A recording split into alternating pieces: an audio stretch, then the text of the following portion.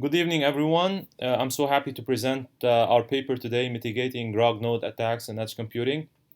I'm Wasim Itani from Beirut Arab University, Department of Electrical and Computer Engineering. This work was developed with my colleagues Mah Shamsuddin, also from BAU, Beirut Arab University, Uday Dulaimi and Javid Tahiri from Karlstad University, Sweden, Department of Mathematics and Computer Science. So as we know, all mobile edge computing extended the cloud computing service model by providing computing islands close to the user in order to enhance the latency, first of all, in data communication, and of course, the messaging and quality of service restrictions. This edge fog computing model provided the cloud users with services in their vicinity that can be accessed via cellular or Wi-Fi access points. This is very important, especially when we know this, huge delays on the internet links today and the bandwidth demands on this front. So a major security concern in the Mac architecture is the attack from ROG fog nodes, where a malicious or misbehaving server advertises itself as a legitimate server to the mobile cloud user. This is very important. So the main contribution of the work we are presenting today is to provide, first of all, a practical solution to the ROG fog node problem using software-defined networking, SDN, and wireless virtualization. So what's SDN? SDN is a leading next-generation networking architecture that is primarily based on the concept of separating the forwarding plane from the control plane and centralizing, of course, the control logic in a dedicated controller unit or units. So our main contribution consists of designing and implementing a secure authentication protocol for managing the trusted communication among the mobile client on one side and the infrastructure provider and definitely the mother cloud service provider on the other end. The presented protocol in this figure is showing the main constituents of the proposed architecture. So it provides cloud service provider with exclusive control over the security configuration and specification of its virtual networks, irrespective of the security measures implemented by the underlying infrastructure provider. A proof of concept definitely is implemented. We're going to discuss it at the end of this presentation. And moreover, formal security verification is also provided using a very famous important tool, span avispa. So getting back to the system model, this slide presents the secure authentication system. It's typically, as we said, an SDN architecture composed of the physical infrastructure, network components, on top of which we have like a virtualized wireless networks leased by cloud service providers to offer their services to clients and to provide better communication latency using the edge computing architecture. So in this architecture, mobile cloud users connect to virtual wireless access points to gain access to the cloud servers locally at the network edge. The system model consists of a mobile client to consume the cloud services, an infrastructure provider to offer the fog services close to the client, as we said, and the mother cloud service provider, which executes the main cloud business logic, as you all know. So the mobile client contacts the infrastructure provider to request access to the internet access point, first of all, at the infrastructure provider site. The infrastructure provider physically shares a key, which we call here KPH-C1, representing the client C1 connecting to the subscription wireless network of the infrastructure provider.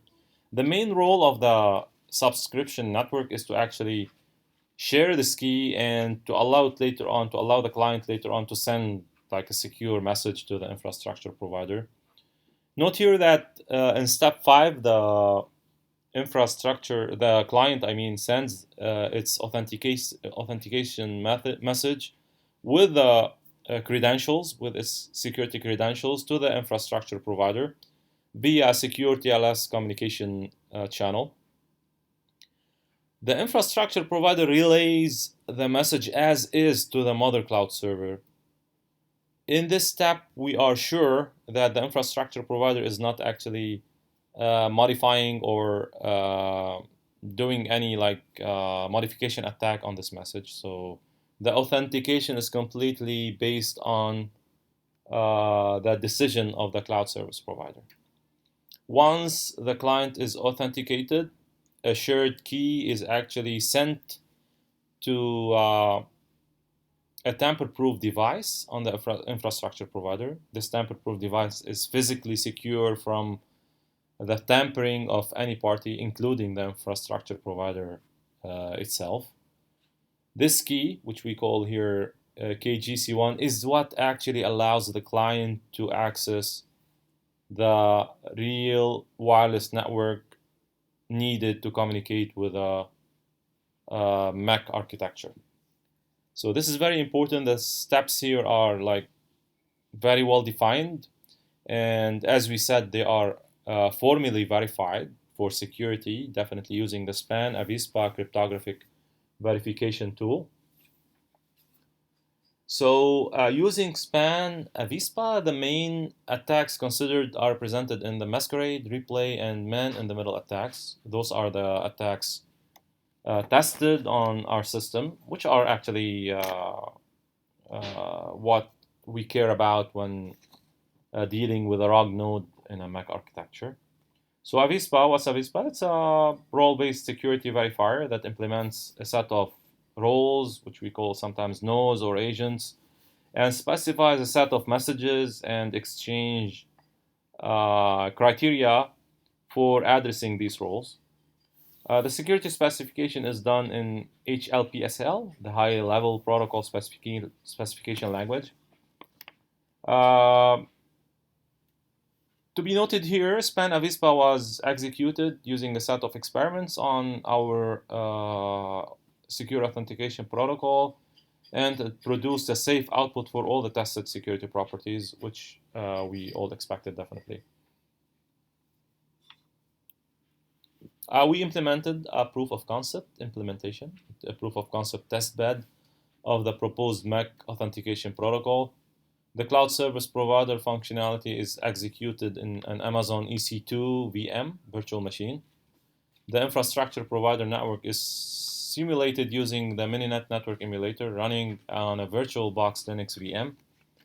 The mobile edge devices consist of 2 Android mobile devices and 2 Mac laptops. We utilize this configuration to emulate the concurrent authentication protocol execution of up to 100 mobile edge devices. This is very important to test the quality of service of our protocol. The tamper-proof device is simulated using a USB stick encrypted with a cloud service provider key and containing definitely the keys authorized to access the SSID-G network, which is the main Wi-Fi network needed by the client to connect to the edge infrastructure. Note that this tamper-proof device should be actually a real cryptographic coprocessor. These devices are accessible, but really very expensive. That's why we tried to emulate it using a USB stick here. So this implementation model is considered a viable proof of concept that demonstrates the correct operation of the authentication protocol. We carried out a set of 10 experiments which were conducted with and without authentication during different times of the day. The Mac server application to be noted here is a variant of the Google Drive file sharing service, which is a very famous application on the internet today in the cloud. So the respective response time of the mobile client experienced an end-to-end delay of 149 milliseconds on average. So this is considered very good in today's cloud measures. The average delay definitely increases as the number of connected devices increase to reach 800 milliseconds when a set of 100 edge nodes are concurrently executing the authentication protocol. One more criteria we tested in our implementation, which we don't see here on the slide, is the network overhead imposed by the application of the proposed authentication protocol, which turned out to be 6.1 kilobyte. By the way, this is mainly due to the overhead of the TLS, Transport Layer Security session, between the infrastructure provider and the cloud service provider. So in summary, this is a very like leading secure authentication protocol that is really needed today in Mac edge infrastructures.